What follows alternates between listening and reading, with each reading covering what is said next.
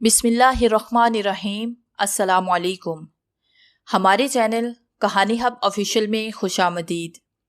नाजरीन, मैं आज आपके लिए इंतहाई खौफनाक और दिलचस्प कहानी लेकर आई हूँ, लेकिन कहानी शुरू करने से पहले आपसे गुजारिश है कि अगर आपने हमारा चैनल सब्सक्राइब नहीं किया तो आप हमारे इस चैनल को सब्सक्राइब कर लीजिए और बेल आइकन को भी प्रेस कर लें ताकि हर नई आने वाली वीडियो बआसानी आप तक पहुँच सके। वो जिस वक्त से म्यूजियम से होकर आई थी उसका जहन अजीब बेचैनी में मुब्तला था। म्यूजियम में उसने एक ऐसी अनहोनी बात महसूस की थी कि वो खुद पे काबू ना पा सकी। उसका चेहरा सुर्ख पड़ गया, पेशानी पसीने से तर हो गई। वो सोच रही थी कि ऐसा भी मुमकिन हो सकता है।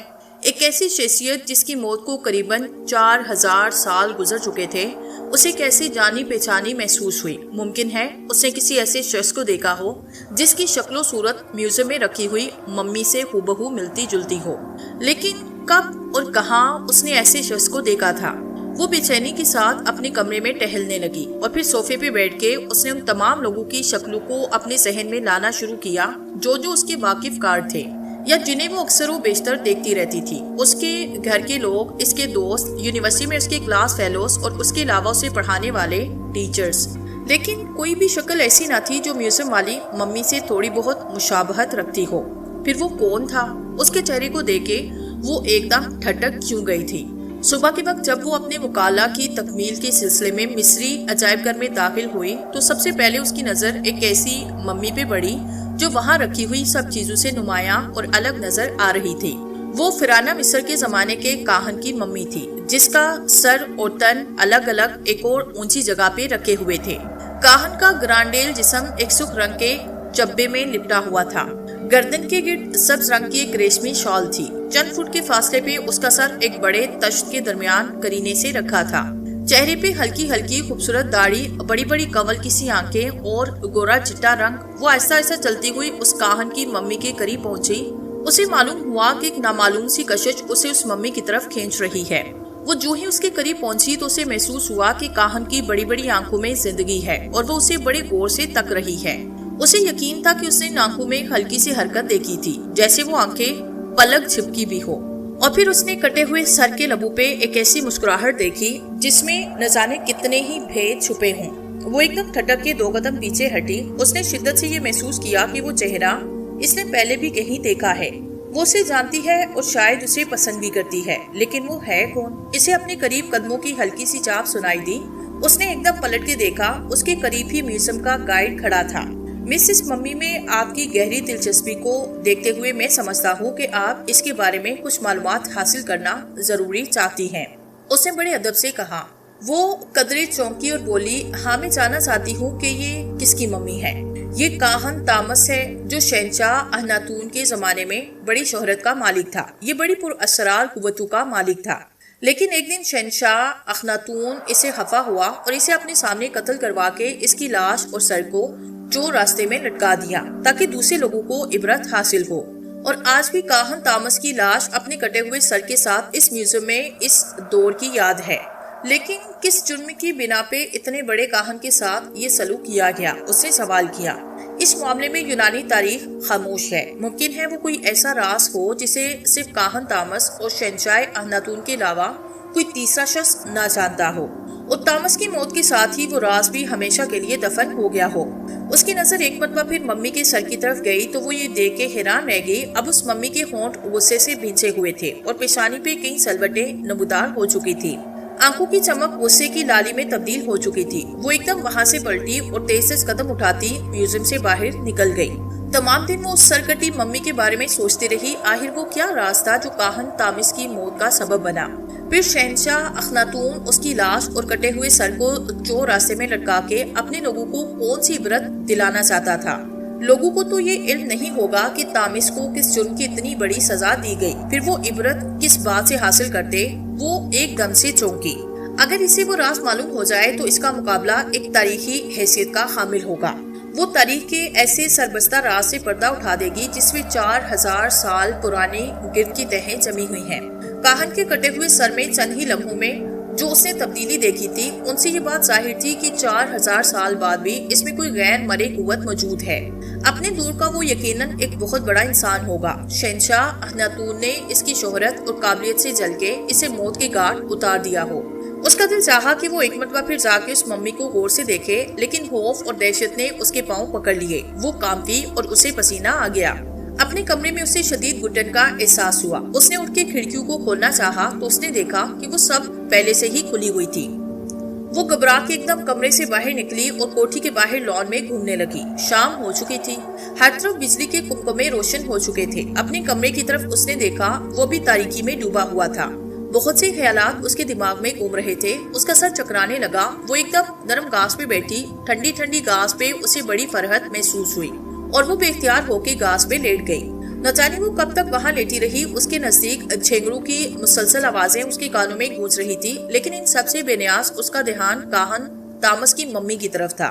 اس نے ایک دم اپنے سر کو ایک جھٹکا دیا، گویا وہ ان خیالات کو اپنے ذہن سے بھٹک کے پھینک دینا چاہتی تھی۔ جھینگروں کی تیز تیز آوازیں اب اسے بڑی ناگوار محسوس ہوئی اور وہ تیزی سے اٹھ کے اپنے کمرے کی طرف بڑھتی چلی گئی۔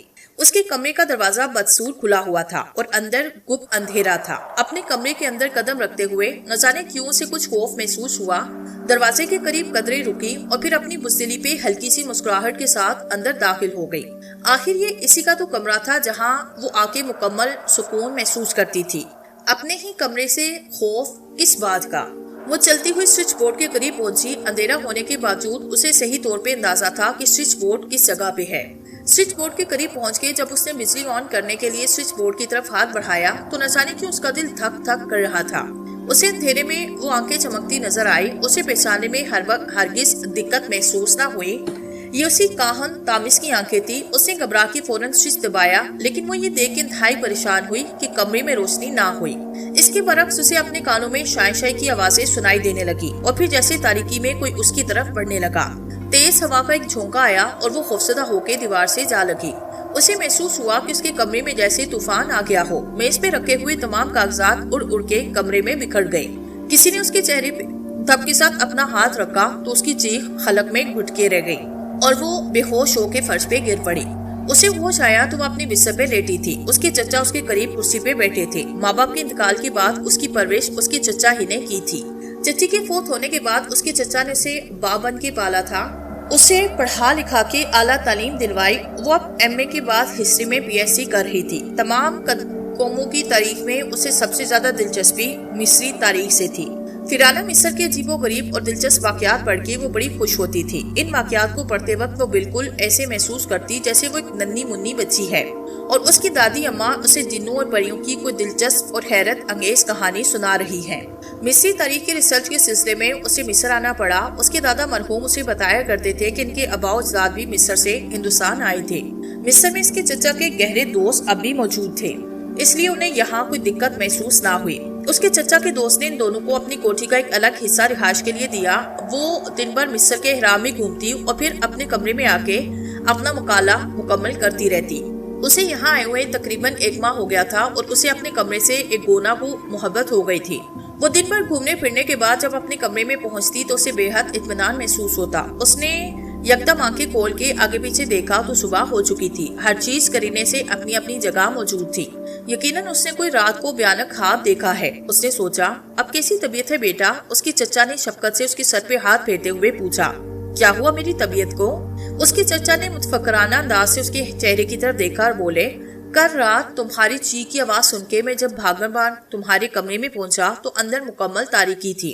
کمرے کا پنکھا پوری رفتار سے چل رہا تھا۔ میں نے بتی جلائی تو عجیب منظر دیکھا۔ پنکھے کی تیز ہوا کی وجہ سے میز پہ رکھے ہوئے تمہارے مقالے کے تمام کاغذات اڑ کے ادھر ادھر بکھرے پڑے تھے اور تم دیوار سے پش لگائے بے ہوش پڑی تھی۔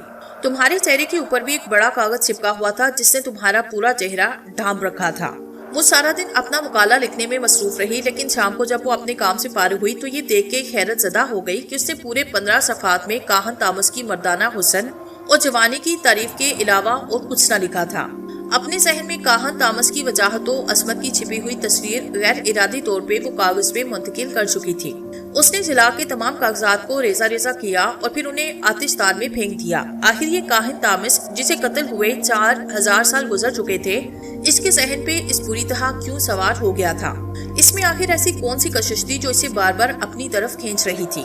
وہ اکثر اوقات پریشان رہنے لگی، چہرے کی سرخی زردی میں تبدیل ہونے لگی، صحت مند جسم لاغر ہونے لگا، اس کے سر میں ہر وقت ہلکا ہلکا درد رہنے لگا۔ وہ بہت کم اپنے کمرے سے باہر نکلتی، رات کے وقت اکثر نامعلوم سے الفاظ بڑبڑاتی رہتی۔ اس وجہ سے اس کے چچا کو بڑی فکر لاحق ہوئی۔ کئی ایک ڈاکٹر کو دکھایا لیکن کوئی بھی اس کے مرض کی صحیح تشخیص نہ کر سکا۔ آخر ایک دن اس کی چچا نے بڑے پیار سے اس کی اداسی کی وجہ پوچھی۔ بیٹی، تم جانتی ہو کہ میں نے تمہاری کن مصیبتوں سے پرورش کی؟ تم میری زندگی کی واحد امید ہو۔ ڈاکٹرز کی تشخیص کے مطابق تمہیں کسی قسم کی کوئی بیماری نہیں، لیکن میں دیکھ رہا ہوں کہ تم روز بروز کمزور ہوتی جا رہی ہو۔ بیٹی، میں تمہارا چچا ہی نہیں، تمہارا ہمدرد دوست بھی ہوں۔ مجھے بتاؤ تمہیں آخر ایسا کون سا دکھ ہے جو تمہیں اندر ہی اندر کھائی جا رہا ہے؟ مجھے بتاؤ تمہارے اس دکھ کا آخر علاج کیا ہے؟ اور اس کے چچا کی آنکھوں سے آنسو بہنے لگے۔ چچا کی حالت دیکھ کے اسے بڑا دکھ ہوا اور وہ بولی، چچا جان، مجھے کوئی تکلیف نہیں، میں تو خود حیران ہوں کہ مجھے یہ کیا ہوتا جا رہا ہے۔ تم رات کو اکثر کچھ الفاظ بڑبڑاتی ہو، کیا تمہیں ڈراونے خواب نظر آتے ہیں؟ ڈراونے خواب؟ اس کی چہرے پہ ہوائیاں اڑنے لگی۔ وہ خواب نہیں ہوتے چچا جان، تو پھر کیا ہے؟ کوئی شخص ہر روز مجھے آ کے کہتا ہے کہ تمہیں تمہارا محبوب بلا رہا ہے، وہ اپنے خوبصورت محل میں تمہارا انتظار کر رہا ہے، تم میرے ساتھ چلو۔ لیکن میں اس کے ساتھ جانے سے انکار کرتی ہوں، وہ ضد کرتا ہے تو میں اسے شدت سے جھڑک دیتی ہوں۔ وہ منت سماجت کرتا ہے لیکن میں کوئی پرواہ نہیں کرتی۔ آخر وہ مایوس ہو کے کہتا ہے، ایک دن تمہیں آنا پڑے گا، تم اس کے بغیر نہیں رہ سکتی، وہ تمہیں ایک دن ضرور اپنے ساتھ لے جائے گا، کیونکہ اس نے تمہیں حاصل کرنے کی قسم کھا رکھی ہے۔ میں چیخ اٹھتی ہوں، نکل جاؤ یہاں سے، میں کسی کو نہیں جانتی۔ اس کا چچا غور سے اس کے چہرے کو تکتا رہا، اچانک پوچھا، کون ہے وہ جو اپنے خوبصورت محل میں تمہارا انتظار کر رہا ہے؟ میں نہیں جانتی، وہ بولی اور پھر چچا سے سوال کیا، چچا جان، یہ کاہن تامس کون ہے؟ کاہن تامس؟ اس کے چچا کا چہرہ ایک دم زرد ہوا، خوف کی پرچھائیاں لہرانے لگی۔ بیٹی، یہ ایک بدرو کا نام ہے، اپنے بزرگوں سے میں نے سنا ہے کہ وہ شہنشاہ اخناتون کے زمانے میں ایک عبادت گاہ میں کاہن تھا۔ بہت سی بدروہیں اس کے قبضے میں تھی، وہ ان بدروہوں کے ذریعے مصر کی ہر اس خوبصورت اور جوان لڑکی کو اپنی عبادت گاہ میں بلاتا جسے وہ پسند کرتا تھا۔ شہنشاہ ناتون نے اسے قتل کروا کے اس کی لاش چور رستے پہ لٹکوائی، لیکن تم اس کے بارے میں کیوں پوچھ رہی ہو؟ میں نے اس کی ممی یہاں میوزیم میں دیکھی، اس کی شکل و صورت دیکھ کے میں اس نتیجے پہ پہنچی کہ وہ کوئی برا آدمی نہیں تھا۔ شہنشاہ اخناتون نے اسے کسی اور وجہ سے قتل کروایا ہوگا۔ وہ نہایت سنجیدگی سے بولی، گفتگو کرتے وقت اس کا چہرہ بالکل سپاٹ تھا۔ لیکن بیٹی، اس کا چچا پریشان ہوا۔ مصر کی تاریخ اور ہمارے آباء اجداد نے ہمیں اس کے بارے میں ہی انکشاف کیا ہے جو میں نے تم سے کہہ دیا۔ نہیں چچا، اس کا کٹا ہوا سر دیکھ کے مجھے خوف ضرور محسوس ہوتا ہے، لیکن اس کے چہرے پہ جو معصومیت ہے، اس کی آنکھوں میں جو محبت کی چمک ہے، وہ مجھے بار بار اپنی طرف کھینچتی ہے۔ بیٹی، اس کا چچا جیسے چیخ اٹھا، یہ تم کیا کہہ رہی ہو؟ ایک شیطان کے چہرے پہ معصومیت کا کیا سوال اور ایک بدرو کی آنکھوں میں محبت کی چمک کے کیا معنی؟ خیر، تم پہ اس بدرو کا اثر ہو گیا ہے، وہ زارو کتار روتے ہوئے چیخے۔ وہ تمہیں مجھ سے چھین لینا چاہتا ہے۔ میری بچی، خدا کے لیے تم اس شیطان کا خیال اپنے دل سے نکال پھینکو، میں تم سے التجا کرتا ہوں۔ تمہارا باپ، تمہارے آباء و اجداد کی روحیں تم سے خفا ہو جائیں گی۔ وہ بغور اپنی چچا کی حالت کو دیکھتی رہی، وہ اس کے سامنے رو رو کے بری طرح گڑگڑا رہے تھے۔ میں تو اپنے مقالے کے لیے صرف وہ راز جاننا چاہتی ہوں جو کاہن تامس کے قتل کا باعث بنا، ورنہ مجھے اس کی ذات سے کوئی بھی دلچسپی نہیں۔ وہ بولی، اگر آپ چاہتے ہیں کہ میں اپنا مقالہ ادھورا چھوڑ دوں تو میں کاہن تامس کے قتل کا باعث وہی ہے جو تاریخ میں لکھا ہے۔ تم اپنے مقالے میں بھی وہی کچھ لکھو، اور اب میں اس جگہ ایک پل بھی ٹھہرنا نہیں چاہتا۔ میں آج اور اسی وقت یہاں سے واپس چلا جانا چاہتا ہوں۔ تم فوراً تیاری پکڑو۔ اس کے چچا جلدی جلدی بولے، یہاں سے جانا چاہتے ہیں آپ؟ وہ بڑبڑائی، پھر جیسے کسی نے اس کے پاؤں پکڑ لیے۔ ٹھیک ہے چچا جان، ہمیں یہ جگہ چھوڑ ہی دینی چاہیے۔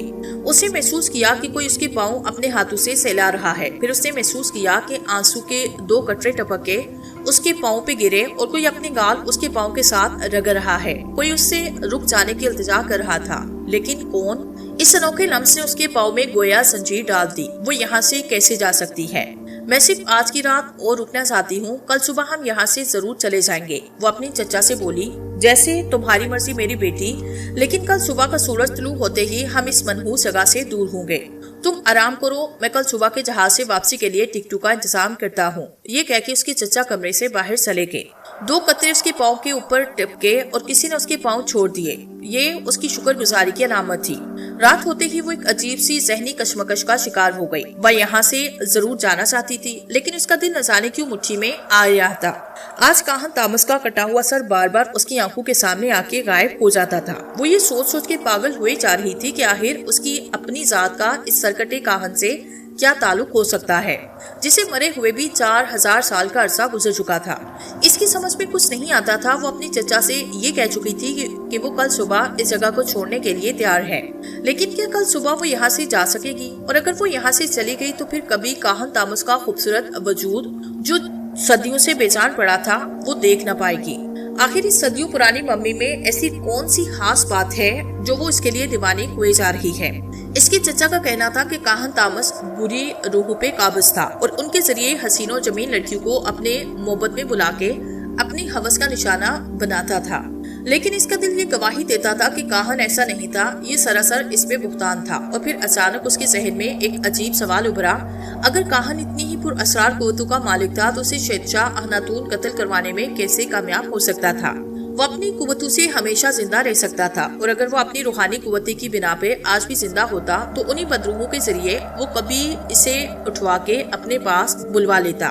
اس نے یہ فیصلہ کیا کہ جگہ چھوڑنے سے پہلے وہ ایک مرتبہ کاہن تامس کی ممی کو ایک نظر دیکھنے میوزیم میں ضرور جائے گی۔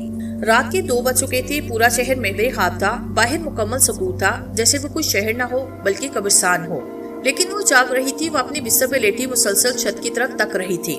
اچانک فضا میں پر اسرار سی سرگوشیاں ہونے لگی۔ ہوا کے ہلکے ہلکے جھونکے کھڑکیوں کے پردوں کو سرسرا رہے تھے۔ آہستہ آہستہ ہوا میں شدت پیدا ہونے لگی اور کچھ ہی دیر کے بعد اچھی خاصی تیز ہوا چلنے لگی۔ وہ آہستہ کے ساتھ اٹھی، بڑے سکون کے ساتھ اس نے فرش پہ اپنے نرم و نازک سفید سفید پاؤں رکھے اور اٹھ کے کھڑی ہو گئی۔ پھر وہ ننگے پاؤں دروازے کی طرف ایسے بڑھی جیسے وہ چل نہ رہی ہو بلکہ ہوا میں اڑ رہی ہو۔ ہونٹوں پہ ایک عجیب سی مسکراہٹ، آنکھیں پوری طرح کھلی ہوئی، وہ اسی حالت میں دروازے سے باہر نکلی۔ اس کے لمبے سیاہ بال اس کی پیٹھ پہ لہرا رہے تھے۔ ہوا نے اب ایک چھوٹے سے طوفان کی صورت اختیار کر لی تھی اور فضاؤں میں سسکیوں کی آوازیں گھل مل گئی۔ ماحول بے حد پر اسرار ہو رہا تھا۔ طوفان بڑھ رہا تھا، اس کے قدم بھی تیزی کے ساتھ میوزیم کی طرف بڑھ رہے تھے۔ وہ تاریخی کو چیختی ہوئی جوجو میوزیم کے قریب ہو رہی تھی۔ طوفان میں شدت آ رہی تھی۔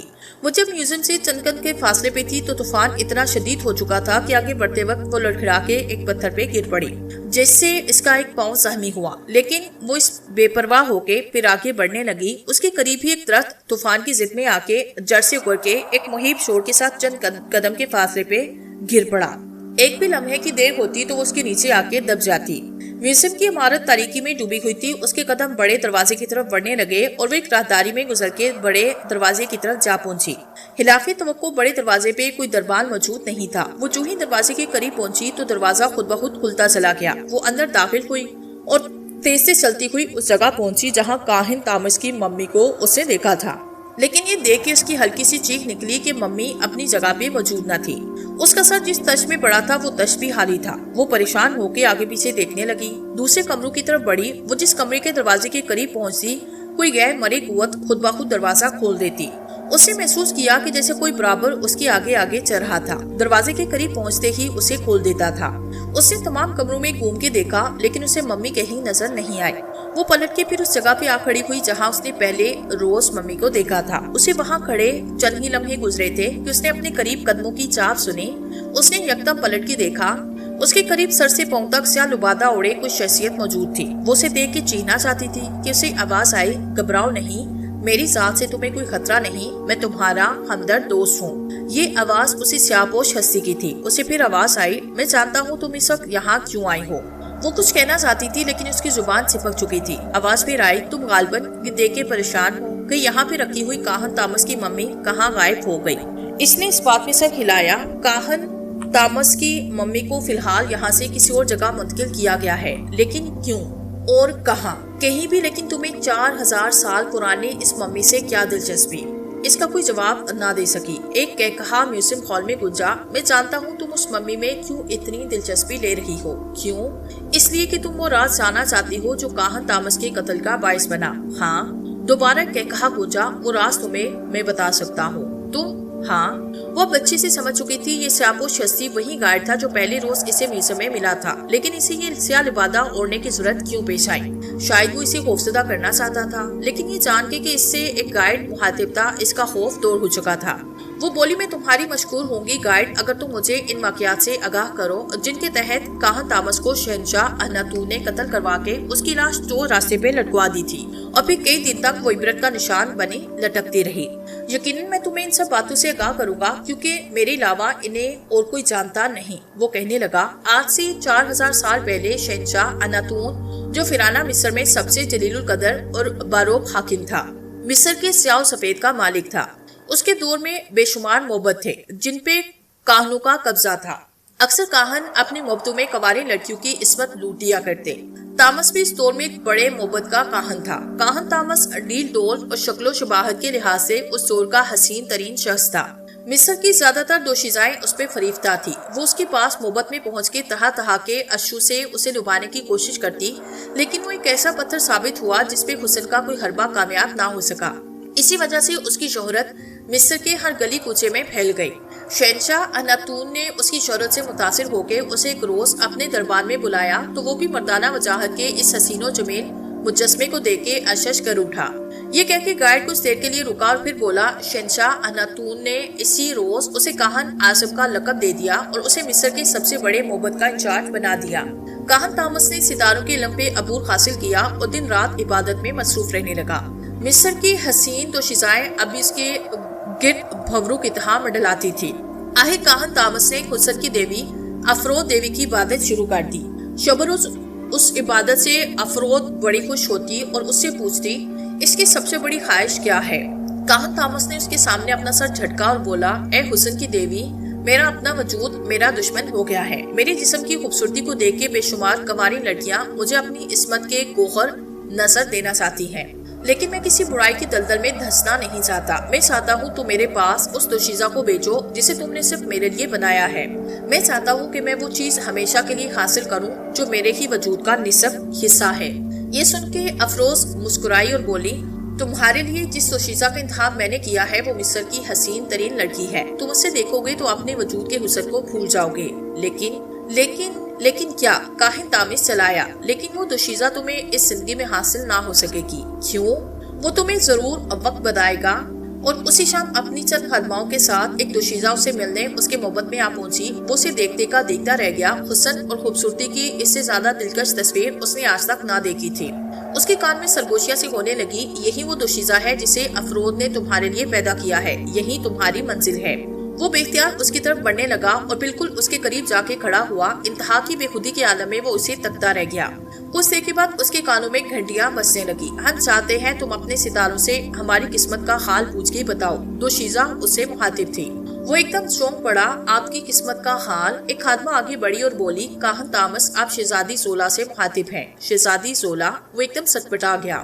شہزادی اخناتون کی گلوٹی بیٹی؟ اس نے ادب سے جھک کے شہزادی کو تعظیم دی اور بولا، میں آج ہی ستاروں سے آپ کے مستقبل کے بارے میں پوچھ کے آپ سے کل عرض کروں گا۔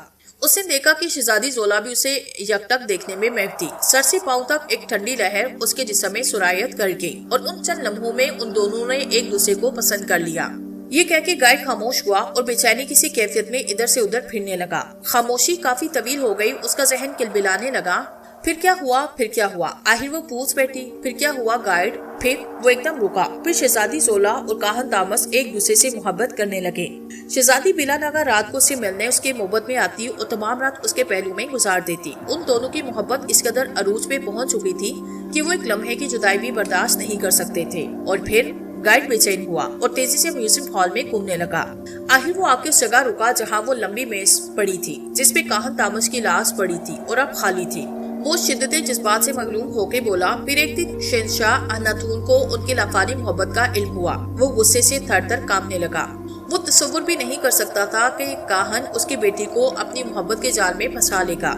وہ رات ایک انتہائی بھیانک تھی جب حسب معمول شہزادی زولا کاہن تامس سے ملنے اس کے محبت میں آئی اور اس کے پہلو میں بیٹھ کے اپنی محبت کا نذرانہ پیش کرنے لگی۔ اچانک دھڑام کی آواز کے ساتھ مودم کا دروازہ کھلا، اس کے سامنے شہنشاہ اناتون کھڑا تھا۔ دونوں خوف سے تھر تھر کانپنے لگے۔ شہزادی زولا کو شہنشاہ نے بالوں سے کھینچ کے کاہن سے الگ کیا۔ دوسری صبح تامس کو بڑے دربار میں قتل کرنے کا حکم صادر کیا۔ کاہن تامس کو جب قتل گاہ میں لایا گیا تو شہنشاہ بھی وہاں موجود تھا۔ شہزادی زولا ایک کھڑکی میں سے اپنے محبوب کو قتل ہوتے دیکھ رہی تھی۔ جب جلاد نے اس کی گردن مارنے کے لیے اس کا سر جھکایا تو وہ ایک دم کھڑا ہو کے شہنشاہ اناتون سے مخاطب ہوا، شہنشاہ تم شاید یہ سمجھتے ہو کہ مجھے قتل کروا کے تم میری زندگی اور میری لافانی محبت کو ختم کر دو گے، لیکن یہ تمہارا وہم ہے۔ میں نے افراد کی اتنی عبادت کی ہے کہ میرے جسم سے میری روح الگ ہو جانے کے بعد بھی میں زندہ رہوں گا۔ میرے جسم کا حسن اور جوانی اسی طرح برقرار رہے گا اور میں اس وقت کا انتظار کروں گا جب میں اپنی کھوئی ہوئی محبت کو دوبارہ حاصل کر لوں گا۔ پھر کاہن تامس جی کے بولا، شہزادی زولا کو مجھ سے الگ کر کے آج تم جیتے ہو، لیکن وہ وقت بھی ضرور آئے گا جب آخر کار جیت میری ہوگی۔ یہ کہہ کے اس نے اپنا سر جھکایا۔ جلاد نے تیز دھار کلہاڑی کا ایک بھرپور وار کیا اور کاہن تامس کا سر لڑکتا ہوا دور جا گرا۔ اس کی گردن سے خون کا فوارہ نکلا جس سے قتل گاہ کا تمام فرش سرخ ہوا۔ کھڑکی کے پیچھے شہزادی زولا کی چیخ گونجی اور وہ بے ہوش ہو کے گر پڑی۔ گائیڈ جہاں تک کہہ کے پھر خاموش ہوا۔ وہ نہایت میویت سے اس کی گفتگو سن رہی تھی۔ وہ بڑائی ہوئی آواز میں بولا، اس کے بعد شہنشاہ نے کاہن تامس کی لاش اور کٹا ہوا سر مصر کے سب سے معروف بازار کے چور راستے پہ لٹکایا، جہاں کئی دن تک وہ لٹکتا رہا۔ وہ راز جو اب تک تاریخ کے اوراق سے پوشیدہ تھا وہ جان چکی تھی۔ اسے خوشی تھی کہ گائیڈ نے اسے ایسا انمول راز بتایا جو اس کے مقالے کے لیے بڑا درجہ رکھتا تھا۔ وہ اب یہاں سے واپس جانا چاہتی تھی، لیکن اس کا دل چاہتا تھا کہ کسی طرح تامس کے کٹے ہوئے سر کو ایک نظر دیکھے۔ وہ بھی قدم اٹھانا ہی چاہتی تھی کہ گائیڈ کی آواز آئی اور پھر وہ دن بھی آن پہنچا جب کاہن تامس نے اپنی کھوئی ہوئی محبت کو دوبارہ حاصل کر لیا۔ وہ کیسے؟ اس نے پلکی اٹھا کے سوال کیا۔ شہزادی زولا، وہ بولا، 4000 سال بعد اسے پھر مل گئی۔ یہ کہہ کے اس نے اپنے سر سے سیاہ نقاب اٹھایا۔ اس کے سامنے کاہن تامس زندہ کھڑا تھا۔ وہ چیخنا چاہتی تھی لیکن چیخ نہ سکی۔ وہ بھاگنا چاہتی تھی لیکن اس کے پاؤں میں کسی انجانی طاقت نے زنجیریں ڈال لی۔ کاہن تامس نے ایک زوردار کہکا لگایا اور آہستہ آہستہ اس کی طرف بڑھنے لگا۔ جسے وہ اب تک گائیڈ سمجھ رہی تھی وہ حقیقتاً کاہن تامس ہی تھا۔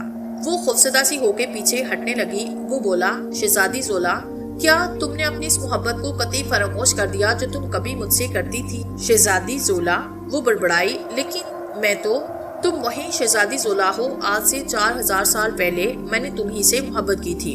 شہزادی زولا، ہم ایک ہی جسم کے 2 حصے ہیں۔ یہ 2 حصے اب الگ نہیں رہ سکتے۔ میں نے شہنشاہ اناتون کے سامنے یہ عہد کیا تھا کہ ایک نہ ایک دن اپنی محبت اپنی شہزادی کو ضرور حاصل کر لوں گا، اور آج میں نے تمہیں پا لیا ہے۔ وہ اب بالکل اس کے قریب آ چکا تھا۔ وہ پیچھے ہٹتی ہوئی دیوار سے جا لگی۔ کاہن تامس کی آنکھوں میں ایک عجیب سحر تھا جو اسے مدہوش کیے جا رہا تھا۔ وہ آنکھوں کے گہرائی میں ڈوبتی جا رہی تھی۔ کاہن تامس نے اسے اپنے مضبوط بازو میں جکڑا اور اپنے ہونٹ اس کے خوبصورت اور گلابی ہونٹوں پہ سبت کر دیے۔ بوسہ اس قدر طویل تھا کہ وہ جھلا اٹھی۔ خود کو چھڑانے کے لیے اس نے ہاتھ کو مارنا شروع کر دیے، لیکن ان بازو کی گرفت سے خود کو آزاد نہ کرا سکے۔ اس نے اس کے سر کے لمبے بالوں کو پکڑ کے ایک زوردار جھٹکا دیا تاکہ اس کے چہرے کو اپنے چہرے سے دور ہٹا سکے۔ کھٹاک کی ایک آواز پیدا ہوئی اور کوئی وزنی چیز اس کے ہاتھوں میں لہرانے لگی۔ وہ ایک بہت ہی دہشت ناک منظر تھا۔ کاہن تامس کے سر کے بالوں کا ایک گچھا اس کی انگلیوں میں پھنسا ہوا تھا۔ اس کا کٹا ہوا سر اس کے ہاتھ کے نیچے لہرا رہا تھا۔ گردن سے خون کا فوارہ جاری تھا اور سر سے بھی خون کی سرخ بوندیں ٹپک رہی تھی۔ ایک زوردار چیخ میوزیم کے ہال میں گونجی اور وہ بے ہوش ہو کے کاہن تامس کے بازو میں جھول گئی۔ دھڑام کی آواز کے ساتھ میوزیم کا دروازہ کھلا اور 4 لوگ بھاگتے ہوئے اندر آئے۔ ان آدمیوں میں کاہن تامس کے بازو میں جھولتی ہوئی دوشیزہ کا چچا بھی تھا۔ انہوں نے دیکھا کہ کاہن تامس کے بے سر کے دھڑ نے دوشیزہ کو اپنے بازو میں اٹھایا۔ اس کا سر دوشیزہ کے ہاتھ میں لہرا رہا تھا۔ وہ اسے اٹھائے آگے بڑھا۔ اس کے قدم ایک تہانے کی طرف اٹھنے لگے۔ دوشیزہ کا چچا چیخ اٹھا، ٹھہرو کاہن تامس، ٹھہرو۔ ایک پل کے لیے کاہن تامس رکا۔ مجھے معاف کر دو تامس، مجھے معاف کر دو، مجھ سے میری بیٹی مت چھینو، اس نے التجا کی۔ اب تم وہ شہنشاہ اناتون نہیں کہ مجھ سے میری محبوبہ کو چھین سکو۔ آواز پھر گونجی، دیکھو میں نے 4000 بعد تمہاری بیٹی کو پھر سے حاصل کر لیا۔ میں جیت گیا ہوں اناتون، میں جیت گیا ہوں۔ خوفناک کہا پھر سے گونجا اور بیکار تھر تہانے میں اتر گیا۔ سب لوگ بھاگ کے تہانے کے قریب پہنچے، لیکن اچانک ایک وزنی پتھر کہیں سے لڑکتا ہوا آیا اور آ کے تہانے کے منہ پہ جم گیا۔ وہ پتھر آج بھی اس میوزیم پہ تہانے کے اوپر جمع ہوا ہے جسے انتہائی کوشش کے باوجود بھی کوئی طاقت وہاں سے ہلا نہ سکی۔